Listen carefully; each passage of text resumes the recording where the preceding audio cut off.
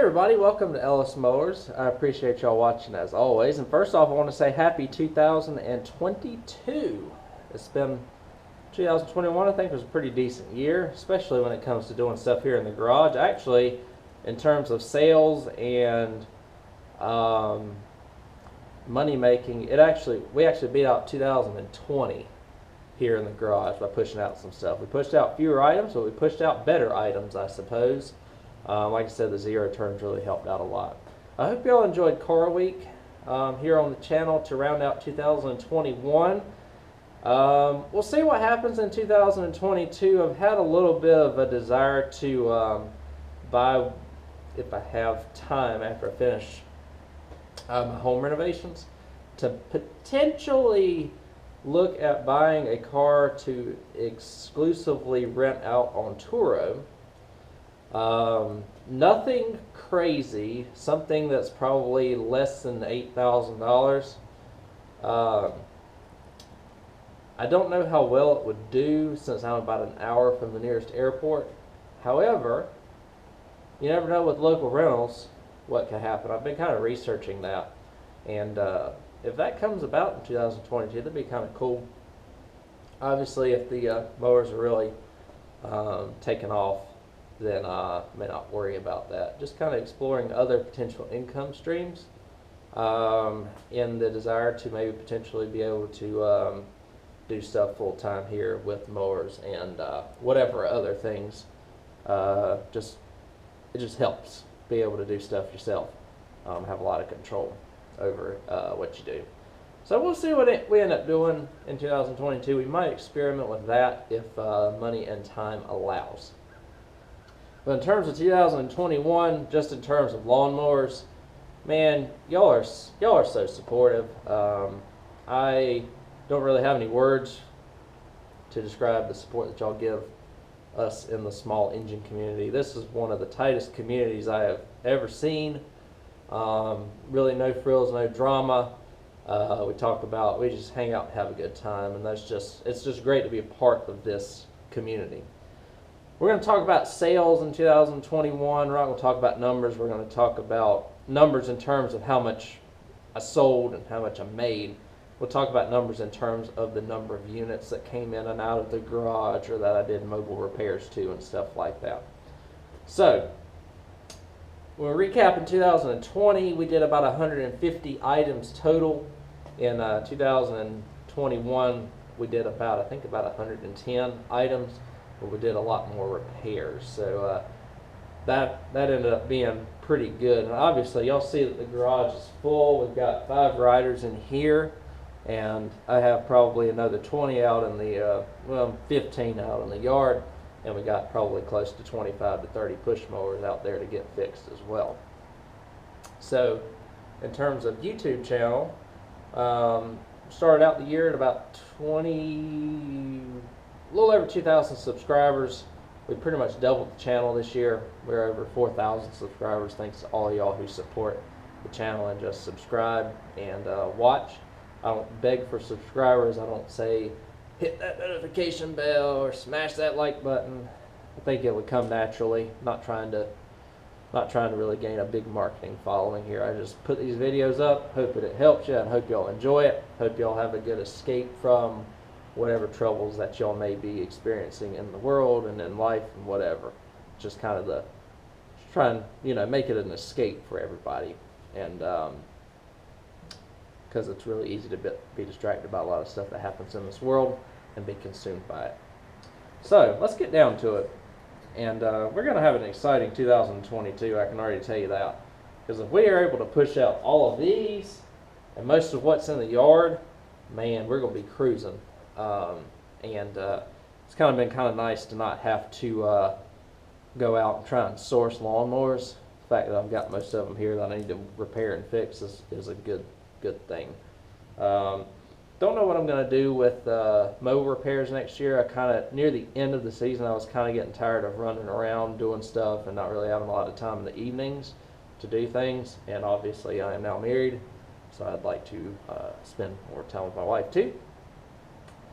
We'll just go with what we with what the flow brings us in 2022 though. But In terms of 2021 stuff, I've got the numbers right here. We've got 33 riding mowers that we sold this year. That's about on par with what we did in 2020. The only difference is in 2020,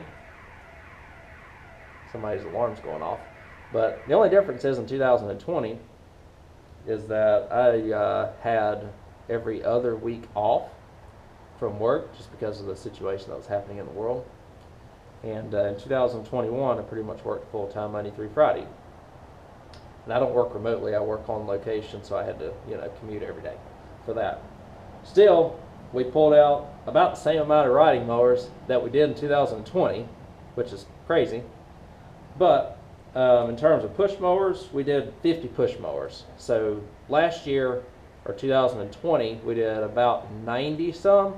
However, that gap of 40 or about the 40 that I got from the Walmart customer return lot that I used to do. My last lot that I got was in late 2019, and in 2020 that's when I sold them off.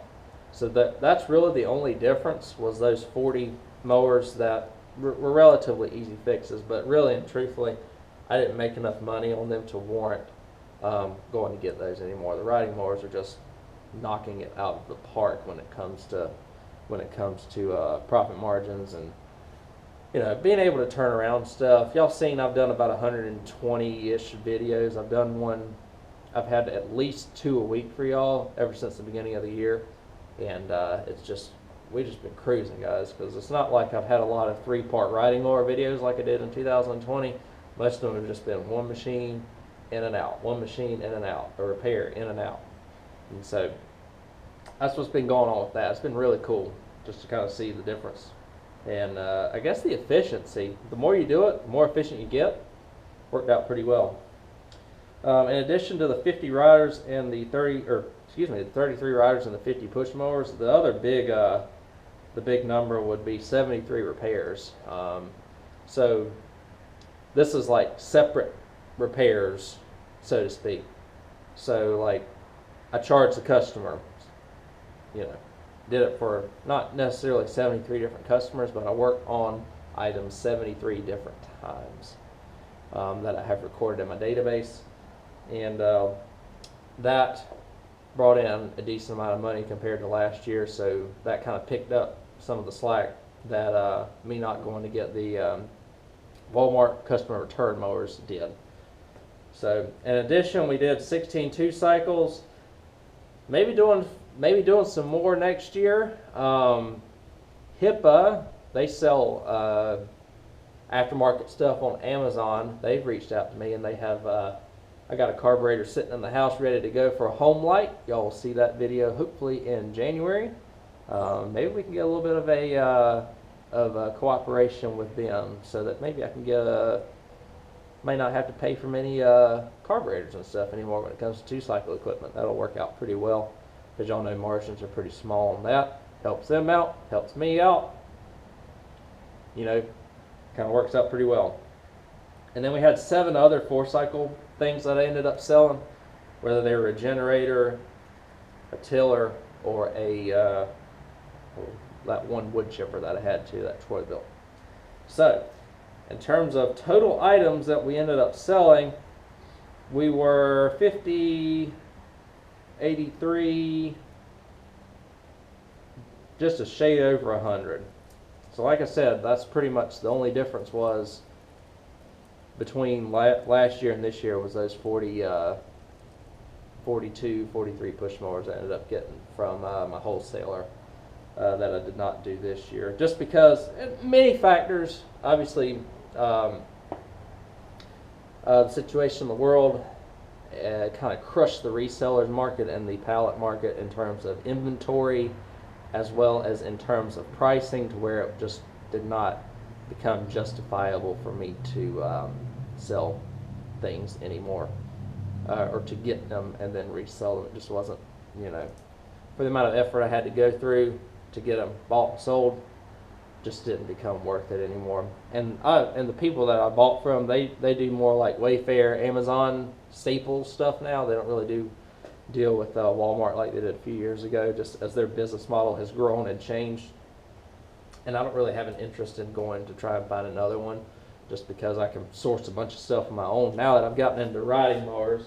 Because when I was in that, I wasn't really doing riders very much, and now that I'm doing riders, they have a bigger profit margin, and just as much demand. Probably in 2022, it's going to be even more if the supply chain issues don't get fixed around here. We're already seeing it a little bit in 2021, where couldn't go out and find a mower under $2,000 essentially. I mean, even the 30-inch riders are like $1,600 now, which is crazy.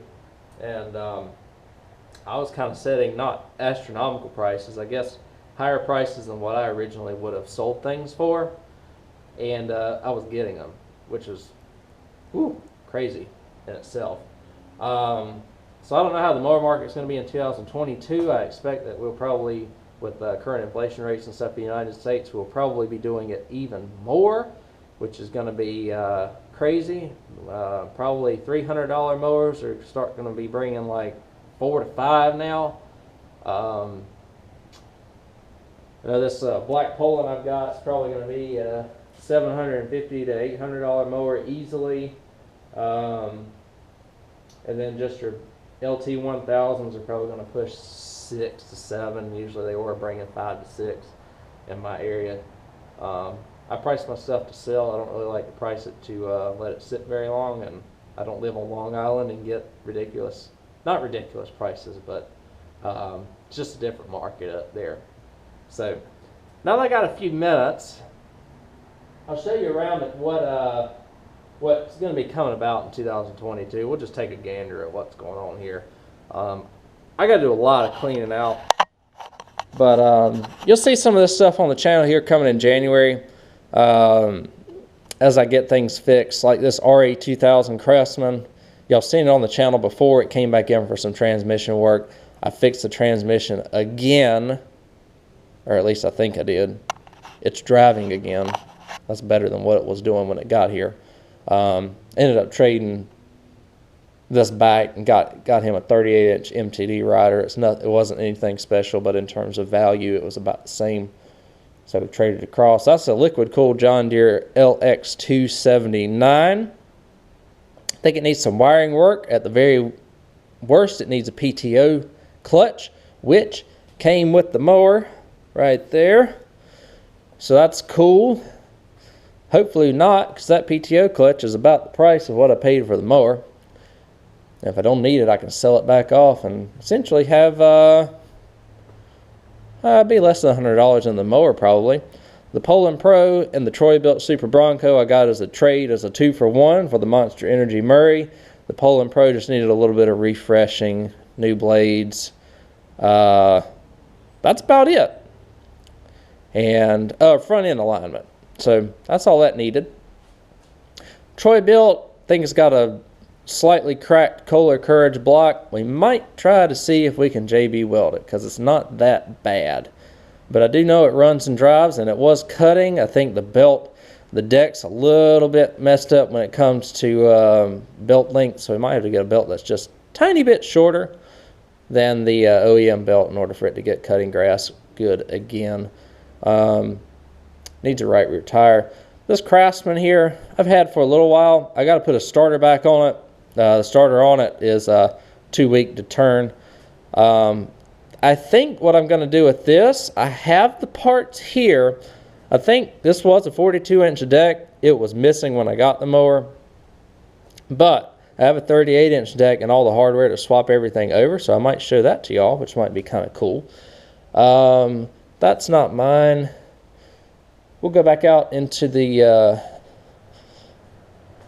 We may not show the shed, but obviously y'all can see I've got a bunch of stuff back here. I moved a bunch of push mowers back there, and it's just a matter of getting things organized. Like I got to take some stuff to the scrap just to get rid of it. But like I think the GT 6000 back here will not take a lot to get going. I just didn't have room in the garage for it. Deck spins freely. I think the engine may just need a carburetor, and it may just need some, worst case, I think it may just need some fuel lines in it. It's a Kohler Magnum. I've never had one of those before. I got a deck for this mower. It's a good frame. It just needs an engine and a transmission in it, which I can swap out from a couple of the mowers back there in the back that I kind of may have already shown y'all. This Craftsman needs a left front tire. The deck spindles look like they're seized up. Maybe I can get them fixed, but the deck in itself looks good. It's got a 14 horsepower Kohler, maybe a 14 and a half. Oh shoot, no it's not, it's a Briggs. Crazy me. The one I have in the back's a Kohler. That's what I was getting to. But hopefully that's coming. You know, these aren't going to bring a ton of money. That GT probably will. This Cub Cadet, if I can get it going, probably will too. It needs a few things. I think it needs a starter solenoid, and it's massively leaking oil, I think, from something in the front of the engine. It's got one of those horizontal shaft Kohlers on it. So we'll get to that one. I don't think it's going to be a ridiculous amount to get fixed this year, or when I get around to it. Toro, this one's got the blown up Kohler Courage in it, or the one that's got a massively cracked block.